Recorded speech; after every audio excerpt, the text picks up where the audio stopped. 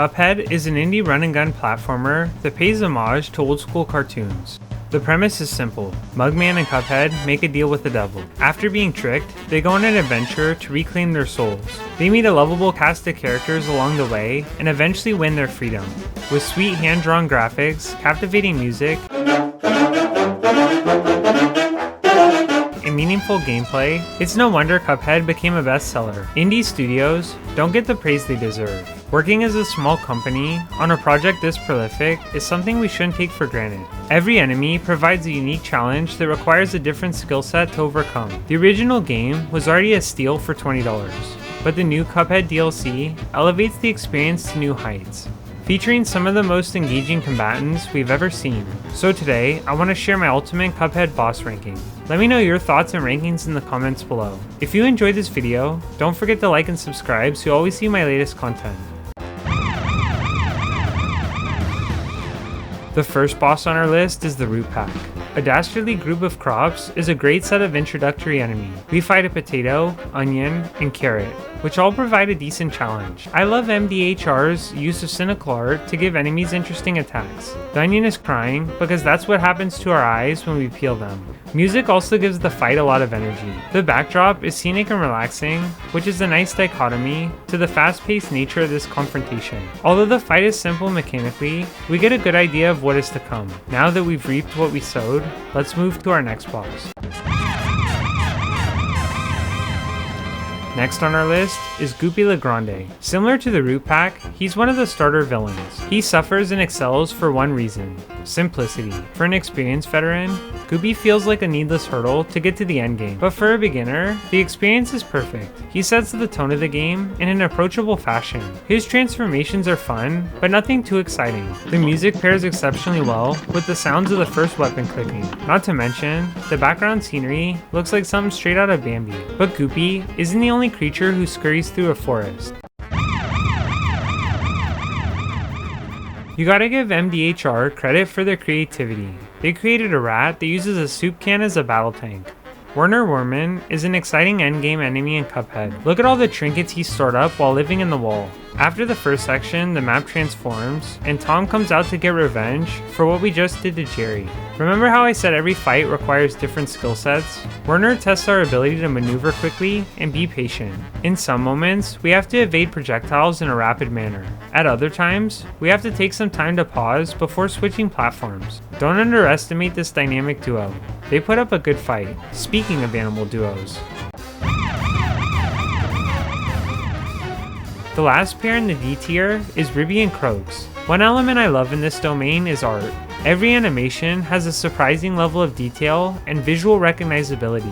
We need to be able to see clearly what the next coin we insert will lead to. And don't get me started on that background. All the bugs dancing and smoking are almost distracting. An upbeat tune gives off the vibes of a club. Plus the last section of the fight is so engaging. Not knowing what's coming next always keeps us on our toes. Now let's work our way up to C tier. While this might be controversial, the first character in C tier for me is Die-Man. I know he's one of the hardest bosses in the game and the most detailed, but the length of his fight starts to wear on me after a few runs. Messing up die hits is pretty easy, and if you get really unlucky, you are sent back to the beginning. Although, Die-Man is one of the coolest bosses in the game. From his epic theme,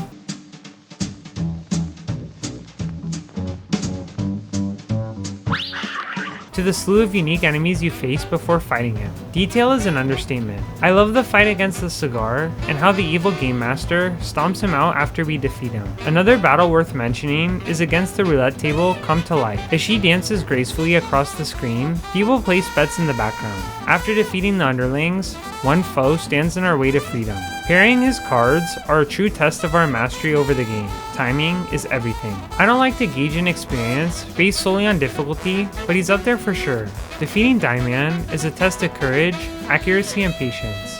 But damn does it feel rewarding conquering such a heinous enemy. People with psychodromophobia, our next enemy, is your worst nightmare come to life. All aboard the Phantom Express. This is the last boss before gaining access to Inkwell Hall, which means this fight won't be easy. I love spooky aesthetics, and our favorite undead train has that covered. Dodging eyes, pumpkins, and bricks is no small feat. Plus, the Phantom Express map has an interesting mechanic. Both you and the enemy can interact with the platform we stand on. Something so simple can throw us off big time. Moving unexpectedly can destroy the rhythm of combat. The consistent sound of a train traveling along the tracks is embodied in the soundtrack. As the vehicle comes closer to the destination, we find the heart of the train. Without any coal left, our undead traveling host crumbles to the floor. Cala Maria will take everything you have as a pilot. If you haven't reached Mach 10, then I'm sorry to say, this fight isn't for you. The Mermaid Realness Queen throws so much stuff at the player, it's hard to keep track of it all. Ducking, dodging, dipping, diving, and dodging are fundamentals in dodgeball and in this battle. The enrapturing background perfectly accompanies the stellar song. I love the consistent nautical theming, especially in terms of sound design. Sound cues are rarely talked about in gaming, but they add so much overall value. When we hear a sound near the ocean, we know an attack is coming. Baroness von Bonbon is both an epic name and boss encounter. Every moment feels like Willy Wonka's wildest dream come to life. Visually, this might be one of the best in the entire game. The amazingly detailed candy backdrop adds so much to the immersion. Each delectable sweet adds a unique gameplay element that changes the pacing of combat. Once enraged, she sends her entire house to chase you down. Not to mention how well the tone is set by the song. Even her quotes have clever plays on words revolving around sweets. Speaking of sweets, if honey is more your sugar craving, the rumor Honey Bottoms got you covered. Molten honey forces us to keep moving to the top of the hive. Not to mention how well the track syncs up with the choreography. Or how about the attention to detail? The drone bees enforce the law. The worker bees slink away to their miserable, unfulfilling work. As rumor transforms, we start to realize why the other bees are obedient. Fighting a bee plane is both ridiculous and terrifying. Mechanically, there's a lot going on. Climbing platforms while dodging fists and saws takes a good amount of concentration. Then there's the adorable cubicles where the bees work at. This level might be one of the best. Bebby the Clown was my first real hurdle in Cuphead. Prior to battling him, I was struggling, but getting the hang of things. After coming out of the first section, we feel a little cocky. This game ain't nothing, but sweet old Bebby will put you in your place. He establishes the tone of how difficult things will be in the future. I've always hated clowns, and now I know why. Bebby sends a lot at you in a pretty fast manner. We gotta dodge bumper cars and jump over obstacles on a moving train. Instrumentally, the music is almost mocking in nature, which fits perfectly with the carnival theming. In the first two sections, Bebby was toying with us, but now he unleashes his true fury. As with all carnivals and fairs, his time must come to an end. As someone who loves art and film, Sally's stage play is a beautiful homage to theater culture. The play begins and Sally commands the stage. In the background, cutouts react whenever a character gets damaged. After the first phase, she jumps out of scene to start the next section of the fight. This is another engagement where visibility is really important, but the game has you covered. I also love minor details, like how the curtains go down before each sequence. Layered clouds set the scene. Our enemy hangs from the ropes directing the stage. Her death animation is so cool. The spirit gets knocked out of her, and her cult of followers mourn her loss. Dr. Call's robot is one of the biggest challenges that Cuphead has to offer. If the Iron Giant had an evil creator, then this mechanical nightmare is the result. Graphical detail is something we often take for granted when gaming. The visual clarity of projectiles makes the difference when quick reactions are key. The background, animations, and line work come together to tell a masterful story. Then there's the music. A mechanical sounding melody encapsulates the robotic mayhem demonstrated on stage. One thing that sets this fight apart is the sheer volume of things going on. So many items to dodge, so many patterns to recognize. But suddenly, it clicks. Before you know it, you're like Maverick, weaving through enemy fighters. While this airplane fight is invigorating, our next dogfight is even better. Jimmy the Great is as egotistical as his name sounds. In terms of scenery, the art is top-notch. The pyramid maze embodies the sentiment in battle. Expert flute work helps depict snake charming music of the era. Another commendable element is the logic of transitions. Root pack doesn't make sense when you think about it. The potato shoots spuds, the onion cries, and the carrot uses mind-controlled carrot rockets. In the battle with Jimmy, we understand he's the one pulling the strings. Having consistent imagery helps differentiate him from some of the other enemies. Jimmy helps set the vibe for the rest of the plane missions. Weaving through pillars and saws helps us learn the mechanics in a lasting way. Cuphead doesn't get enough praise for how meaningful our growth is as the player. If you haven't mastered parrying from the challenges, it's near impossible to beat Die Man. Without learning maneuvering from this course, we couldn't topple bigger foes later on down the line. The final entry on C tier is the main man himself, the devil. The big bad boy has a pretty nice setup. Satyrs roam the castle, and spiders hang from the ceiling, all set before a giant volcano. Similar to our previous entries, the devil throws everything he can at you.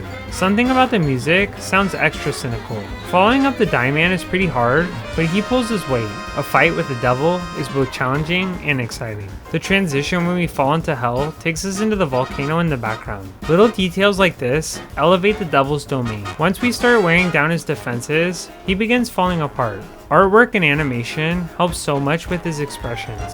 Defeating him feels sad in a way because this is the end, or at least it was. Can you believe we made it all the way to A tier without including any of the DLC bosses? Well, they are that good. The delicious last course makes use of every bit of knowledge we've gathered thus far. Our first DLC baddie is Esther Winchester. Nothing has made me want to go vegan more than this boss fight. Now I truly see the power of an armed farm animal. Maybe George Orwell was onto something. One upgrade in the delicious last course is the amount of detail in the setting. The ground below us moves quickly, while the vast desert slowly glides across the screen. Similar to Cala Maria, Esther's mechanics rely a lot on sound. Once processed down to a can of meat, she bellows when launching an attack. Her final form is one of the funniest and most creative moments I've seen in game. Something about Esther spitting chilies while we dodge hot dogs is legendary. Plus the little ghosts flying out at the end are so cute. Unfortunately, this intensely hot climate isn't suitable for the next character on our list.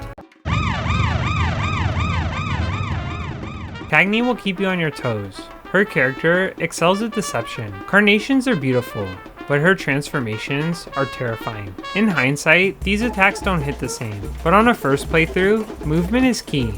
Remaining stationary in this fight is a death sentence. At a glance, the ocean might not seem like much, but a lot's going on. The water shines and shimmers. Clouds float lazily across the screen. Or how about her detailed and animated facial expressions? Every time she pulls a trick out from under her sleeve, her face matches the tone. The final detail that stands out is her death. She droops just like a flower that's been underwater. Although Glumstone is one of the first bosses of the DLC, he's no pushover. Compared to the base game, the last course throws so much at you. The title Gnome Way Out is an apt intro. All these little demons go out of their way to throw you off. Some brew evil soup, while others plot to smash your porcelain head with a hammer. Even the little spikes at the bottom are a trap. Once he's fed up with you, he rips off his beard and begins to have a hand puppet fight. In media, giants are often apathetic to smaller creatures or toy with them, but that won't work on us. Initially, he looks at us like a joke, but we will earn his respect. As his lumpy head starts to resemble the mountains, he begins to lose his temper. Now we know what the gnomes feel like living in a giant's stomach. Undigested skeletons become the platforms we use to navigate the final sequence. But the creativity and madness doesn't stop here. Flying objects and unreliable footing add to the challenge. After being trapped in this nasty stomach, we could all use a fresh breath of air. Who let the dogs out? Cause they're making a ruckus. The Howling Aces pushes our aerospace acrobatics to the ultimate test. These dogs are cute, but don't let their innocent appearance fool you. In terms of consistent theming, this battle takes the cake. Dog bowls, tennis balls, and bones are a dog's best friend. Or how about just the idea? A dog fight with dogs as the enemies. The bulldog gets right in our face, while the hounds annoy us in the background. Puppy's barks can be piercing, so the yelps take the form of projectiles. In the last phase, we fight an Afghan hound with her nose sticking up. Seeing herself as the superior dog in the sky, she looks down on us. But in the end, her plane and ego come crashing down. Ah, good old Wally. Our lovable alien bird presents one of the most difficult flying challenges there is. Feathers constantly dart across the screen. This battle is pretty wild, not gonna lie. Plus the music slaps so hard. The inclusion of baby chicks throughout the level is a nice addition. Either as a friend or foe, they add unexpected gameplay changes. What truly sets Wally apart is his level of creativity. We start out facing a bird stuck in a coop. After he's freed, he eventually goes on a tirade, turning into an alien baby. Once their plans are repeatedly foiled, they require medical assistance. Up until his dying breath, our enemy fights like a warrior. After we defeat him, we get him ready for dinner. Only one more until we get to the cream of the crop. Mortimer will freeze your heart faster than his domain if you don't pay attention. Detail-wise, the surrounding environment is incredible. Snowmen cheer on our battle, while the Aurora Borealis shimmers in the distance. One thing that's special about this fight is the amount of variety. There are so many moves to learn that have a short reaction window. Mortimer's forms are all creative, yet threatening. I appreciate the more mellow sounding music. Xylophone notes add a nice icy sound to the track. My favorite sequence is at the end, when we go into the sky to see the beautiful backdrop. Mortimer's expressions and facial changes are crystal clear. His epic design, mixed with a great fight, easily puts him in A tier. I feel like this pick goes without saying, but you can't have S tier without including Grim Matchstick. So many people cite him as one of the best fights in the game. Jumping from cloud to cloud while micromanaging everything is a new mechanical hurdle. Grim makes his approach to gameplay in a unique fashion compared to some of the previous bosses. Then there's the level design. Creating a challenge that's this intense but still somehow balanced is no small feat. Besides the moving platforms, so much is happening on screen. We have to dodge cinders, fireballs, flamethrowers, and more. Contrast all this mayhem with a scenic backdrop. From the beautiful castle to the ominous clouds, everything feels handcrafted. Every attack is well telegraphed. Each moment counts because this level is genuinely exhausting to play over and over. Grim will push you to your limits, but after you finally beat him, you'll feel like you're floating in the clouds. Just the song in Moonshine Mob is S tier on its own. Besides the stellar track, so many elements make this fight. For starters, at the end of the level, they pull a fake knockout on you. The snail behind it all tries to finish you off himself. The sheer number of unique enemies in this section is pretty crazy. You fight the entire Moonshine Mob, a horde of insects with the occasional explosive barrel thrown in. Every enemy encourages you to keep moving around the map. Many Cuphead bosses work within a limited space, but Moonshine Mob explicitly wants you to play with the music. Phonogram waves force us to move. When the Anteater arrives, the havoc isn't over yet. His tongue is the same as the record player, requiring the user to stay on the move. He also makes clever use of the enemies from the previous area. Cuphead doesn't get enough credit for the realization of its game world. While fighting, we get a better understanding of where the bugs reside in the story. Hands down, Hildeberg is my favorite flying level.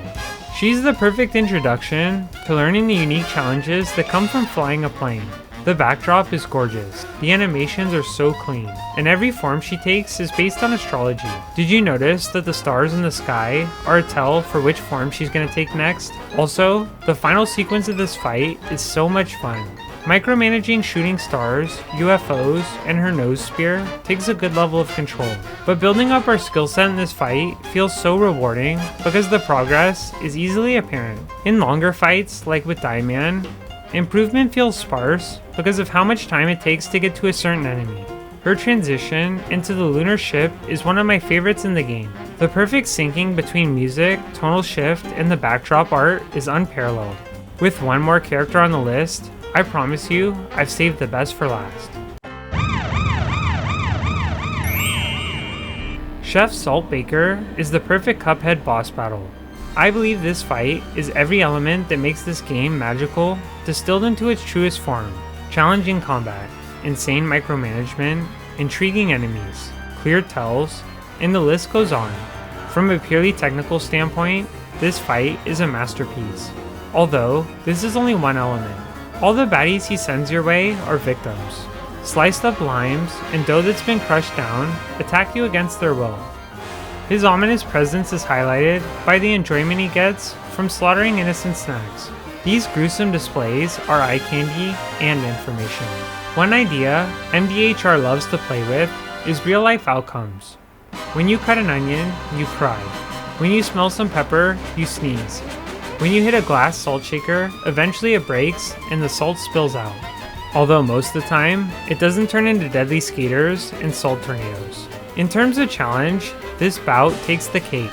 I haven't talked too much about this idea yet, but Cuphead is great at storytelling without an explicit narrative. The chef is clearly unhappy. He only takes enjoyment in others' suffering.